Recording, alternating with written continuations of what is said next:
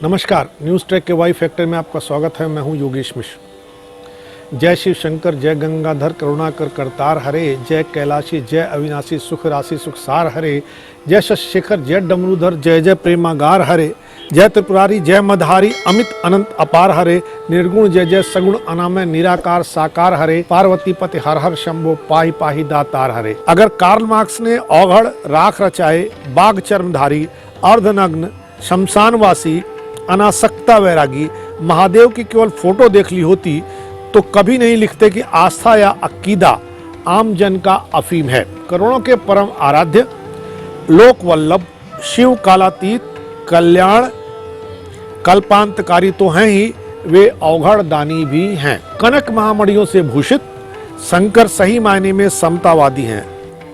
आज के समाजवादियों से कहीं अधिक वस्तुनिष्ठ और सत्यवादी हैं। हालांकि वे अतुलनीय हैं, फिर भी हिंदुओं के 33 करोड़ देवताओं के परिप्रेक्ष्य में वे भिन्न हैं, विलक्षण हैं। मसलन परस्पर विरोधी विचार और कार्य को संग लाने और समरस बनाने में शिव माहिर हैं। संहारक हैं, संवारते भी हैं। एक बार वे पार्वती को अमरता का रहस्य बता रहे थे तो दो गणों ने सुन लिया। भोलेनाथ नाराज हो गए, शाप दे डाला कि विहंगम योनि में जाओ। दोनों कबूतर बनकर अमरनाथ की गुफा में आ गए।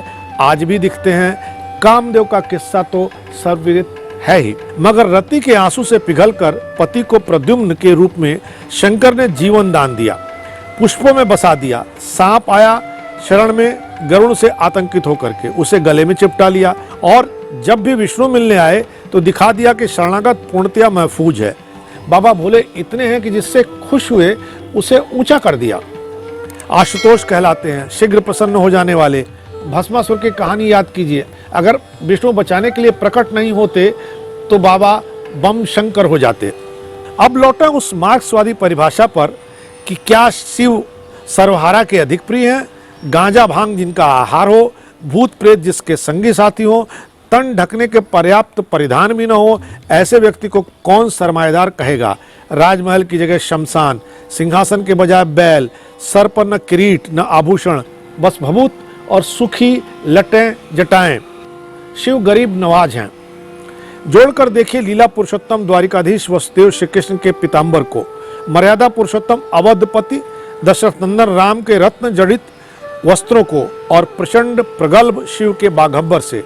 बस यही अदा कैलाशपति की है जो मन मोह लेती है। शिव समस्त जम्बूद्वीप के एकीकरण के महान शिल्पी हैं। जब भाषा, मजहब, जाति और भूगोल को कारण बनाकर भारत को सिरफिरे हिंदू तोड़ रहे हो तो याद कीजिए कैसे सती के शरीर के हिस्सों को स्थापित शक्तिपीठों का गठन हुआ तथा समूचा राष्ट्र राज्य एक सूत्र में पिरोया गया। उधर पूर्वोत्तर में गुवाहाटी की कामाख्या देवी से शुरू करें तो नैमिष में ललिता देवी, और उत्तरी हिमालय तक सारा भूभाग जो प्रदेशों और भाषाओं के नाम से अलग पहचान बनाया है, एक ही भारतीय गणराज्य के भाग हैं। भले ही तमिल भाषी आज उत्तरी श्रीलंका के हमराही लिट्टे वालों से हमदर्दी रखते हों, हिंदी भाषियों को दूर का माने, रामेश्वर में उपस्थित शिवलिंग इन दो सिरों को जोड़ता है।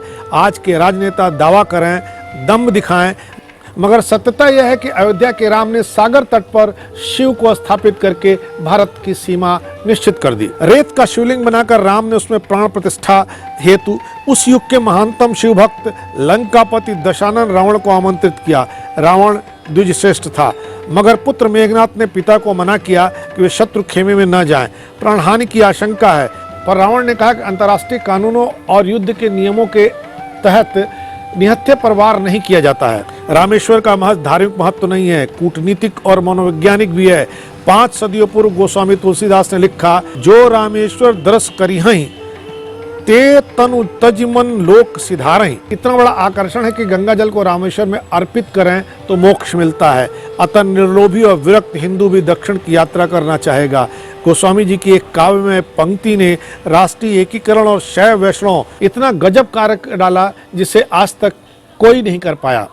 शिवलिंग से आशय लक्षणों से भी है। शिवालय में आने जाने की कोई पाबंदी नहीं है, न छुआछूत, न परहेज, न कोई अवरोध, सब शिव में है। शिव एक आदर्श गृहस्थ हैं।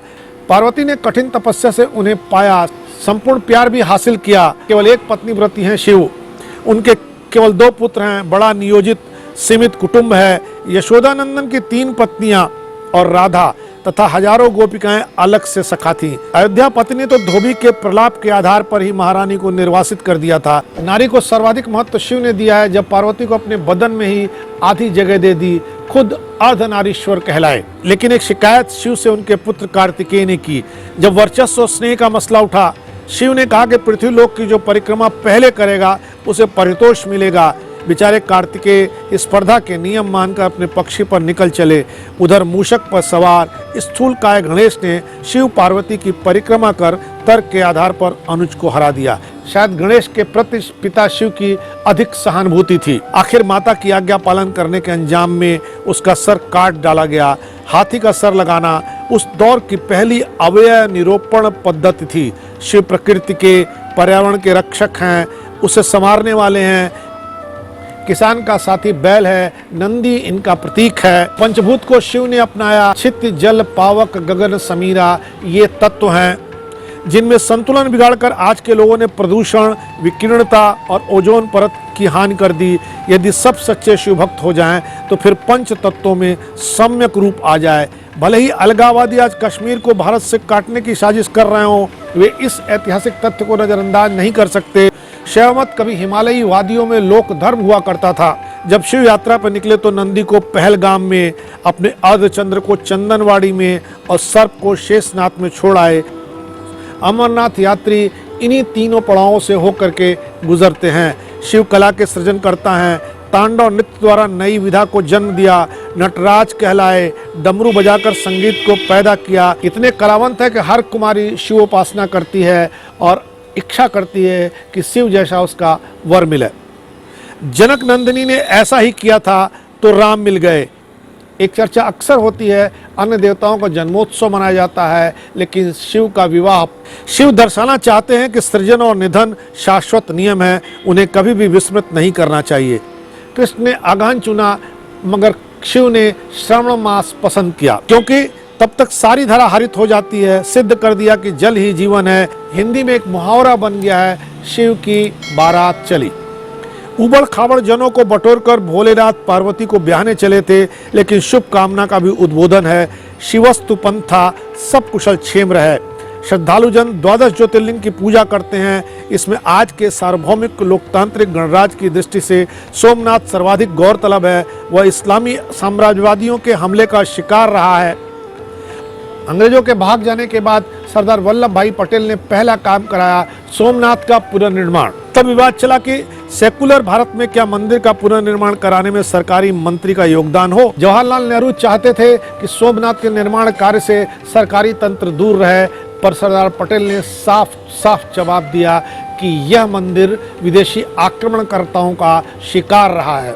उन्होंने कहा कि स्वाधीन राष्ट्र के अस्मिता और गौरव का प्रश्न है कि सोमनाथ में शिवलिंग पुनः स्थापित हो। आलोचक खामोश हो गए। आज पुनर्निर्मित सोमनाथ का ज्योतिर्लिंग भारत की ऐतिहासिक कीर्ति का प्रतीक है। शिव के माने भी है प्रतीक, इसलिए सोमनाथ का शिव मंदिर सागर की लहरों से धुलकर देदीप्यमान रहता है। भले ही उत्तर में बाबा विश्वनाथ अभी भी विदेशी आक्रमणकर्ताओं के शिकार नजर आते हों, लेकिन सोमनाथ मुक्त हो गए हैं। इस बार इतना ही। अगली बार फिर मिलेंगे किसी नए सवाल पर नए ढंग से बात करने के लिए। तब तक के लिए नमस्कार।